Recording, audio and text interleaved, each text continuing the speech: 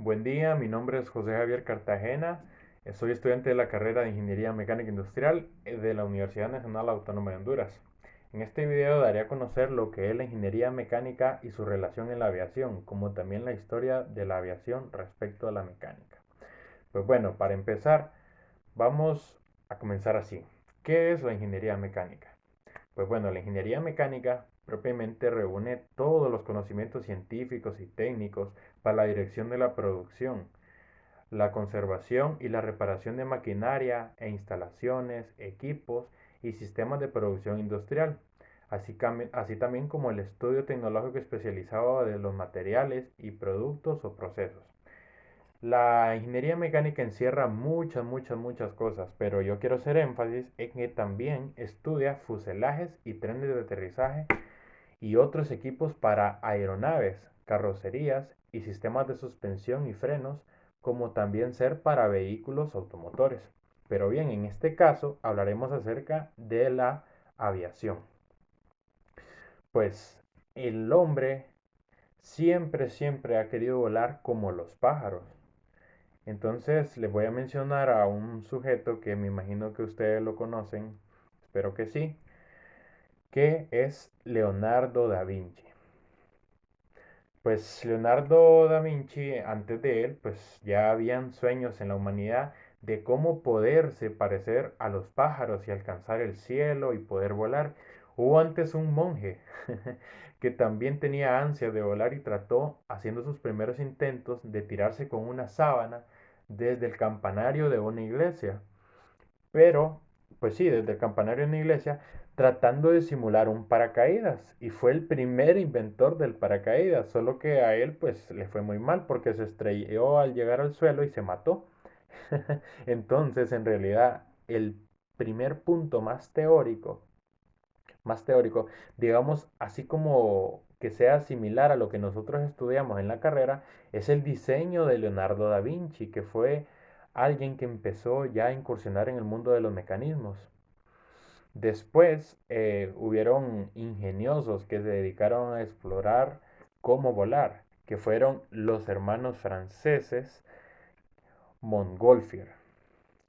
Estos hermanos franceses, ya en el siglo XVIII, un poquito antes de la Revolución Francesa, lograron utilizar las leyes de los gases para poder flotar en el aire, y así fue como ellos constituyeron en la historia el primer vuelo humano tripulado, el primer vuelo tripulado, aunque no podían controlar para dónde iban, el primer vuelo controlado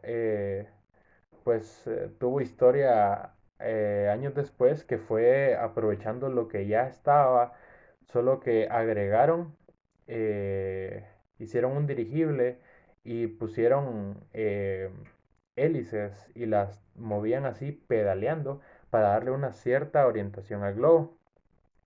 Por otro lado, en Inglaterra, perdón, estaba George Cali, que George Cali, simulando la forma de los pájaros, pudo diseñar los primeros planeadores.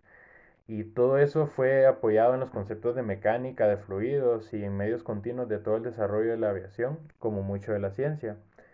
Primero, así como todo de la ciencia, perdón, pues cada quien empieza con cosas empíricas, pero después eh, se va logrando hacer desarrollos teóricos en todas esas observaciones.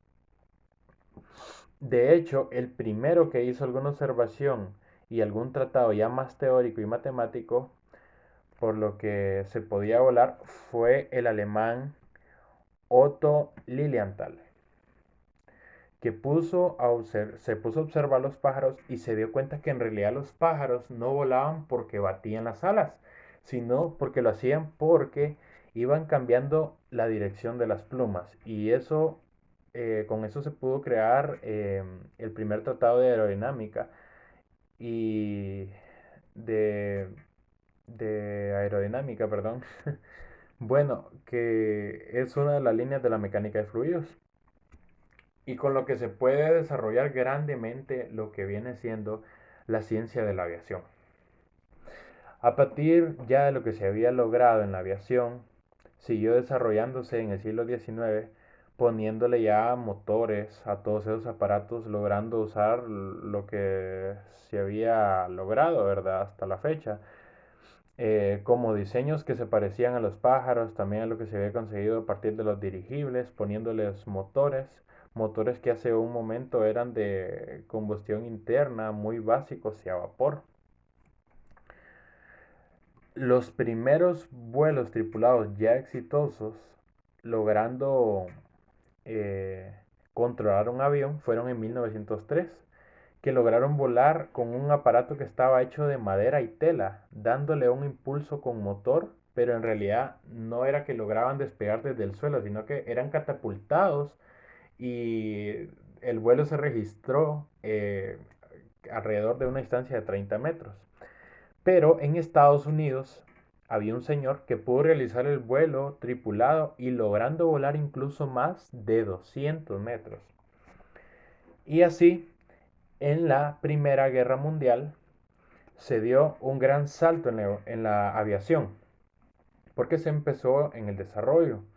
Como ya les dije que los aviones básicamente estaban hechos a partir de tela y madera, ya para ese entonces había la necesidad de poder ir más lejos con los aviones, de sacarle mucho más provecho, principalmente en el uso de la guerra. Se empezaron a hacer desarrollos mejorando materiales y mejorando en un principio las aleaciones con aleaciones de aluminio, desarrollando motores, de mucha más potencia y logrando mucho más autonomía y capacidad. Esto implicó también que muchos aspectos de la ingeniería, como por ejemplo, lograban sincronizar las metralletas con las hélices, y eso fue a través de mecanismos. Pues el uso de otros motores, de mejores motores, también se llevó a explorar sobre los tipos de diferentes combustibles a partir del vapor. Entonces empezó a inclusionar de las diferentes gasolinas, como ser el queroseno, la parafina, el metanol, muchas mezclas diferentes y mucha investigación alrededor de esto. Solo que después de la Primera Guerra Mundial, como cada vez vamos teniendo más capacidad en el desarrollo técnico de la aviación empezó a tener un uso más social y de mayor aporte a la humanidad, como fue el transporte de personas.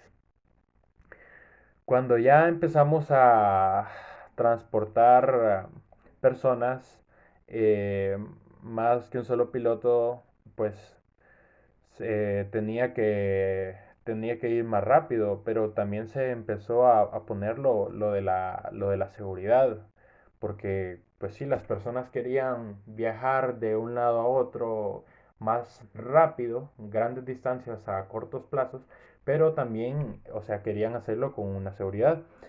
Antes se utilizaban los mismos motores que tenían disponibles los carros y eran motores en línea a fines del siglo XIX y por la misma necesidad de la guerra, aunque tenían menor rendimiento aerodinámico, tenían la capacidad de generar una buena potencia con mucho menos peso, así se empezaron a desarrollar los motores radiales. Entonces, primero fueron los motores de pistones en línea, después los motores radiales, y para la Segunda Guerra surgen otros diseños distintos, usando la mecánica de fluidos y la termodinámica y también la aerodinámica, que se inventó el motor a reacción. Y hoy en día los grandes aviones comerciales usan el concepto del motor turbofan, que es este que está aquí abajo, que el motor pues turbofan es lo mismo que el motor a reacción, pero con un gran ventilador por la parte de enfrente, por la parte de adelante, no sé si han visto los aviones, que genera el 75% de la potencia con solo el aire frío. Y todo lo que se gana es a partir de una reacción también termodinámica y aerodinámica, a partir de los gases que salen calientes y se unen con los gases fríos que vienen de la salida del motor.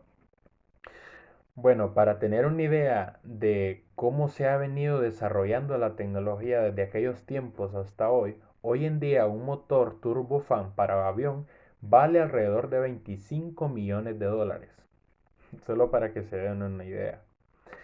Pues volar a más de 6.600 metros ya las personas necesitan una forma de asistir su respiración porque el aire no tiene la misma densidad a esa altura. Entonces nuestro cuerpo no recibe la misma cantidad de oxígeno y se encontró en la necesidad de que los vuelos tenían que ser presurizados. Así que los fuselajes tuvieron mucha más exigencia en el desarrollo de los materiales que teníamos que tener a disposición para hacer los aviones. Parecido a los carros, tienen un pequeño aparato que sirve para, bueno, en los carros de la batería, ¿verdad? Pero los aviones tienen un pequeño aparato que sirve para arrancar e impulsar una tremenda turbina en general, que pues el motor ya cuando, ya cuando alcanza sus revoluciones, ya empieza a comportarse también como un generador eléctrico.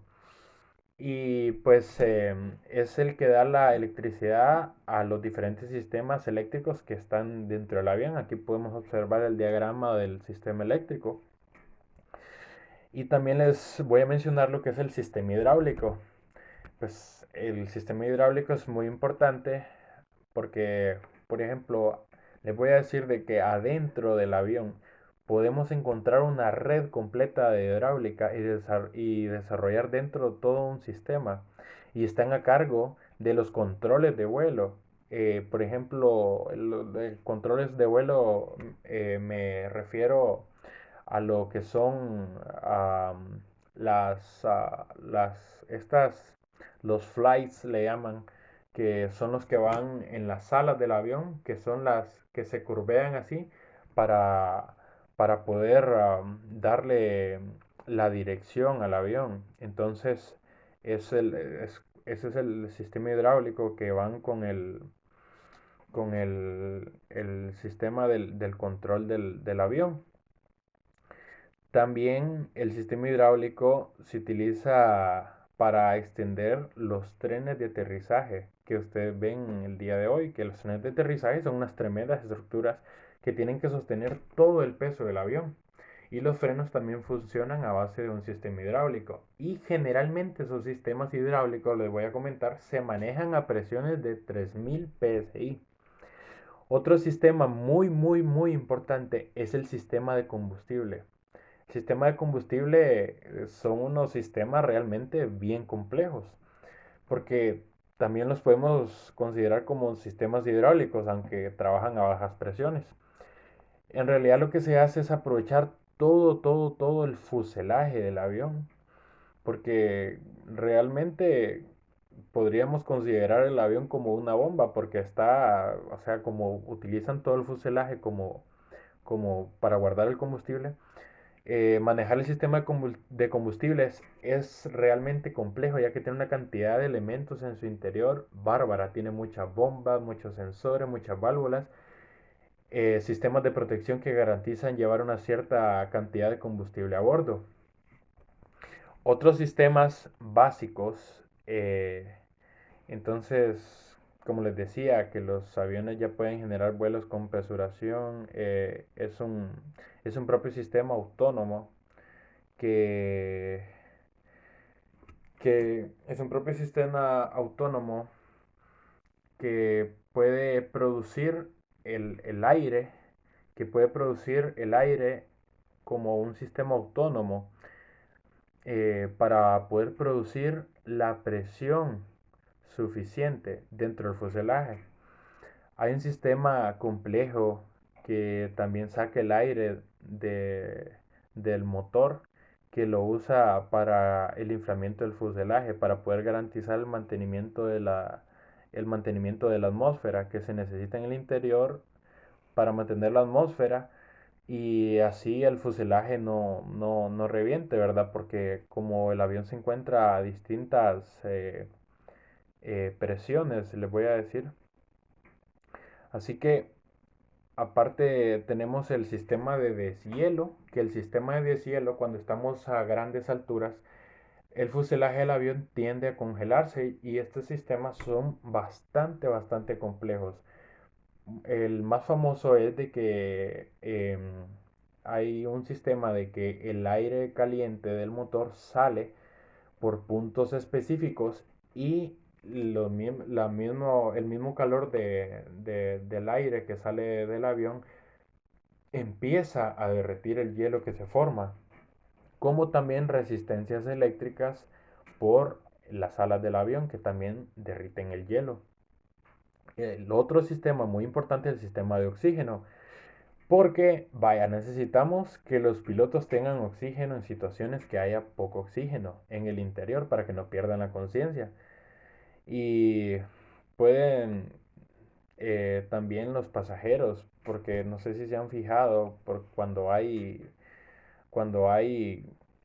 cuando hay un accidente o hay bastante turbulencia, las máscaras de oxígeno se activan también como que para la gente, para que no se alarme. Entonces, hay oxígeno, hay generadores de oxígeno dentro de un avión.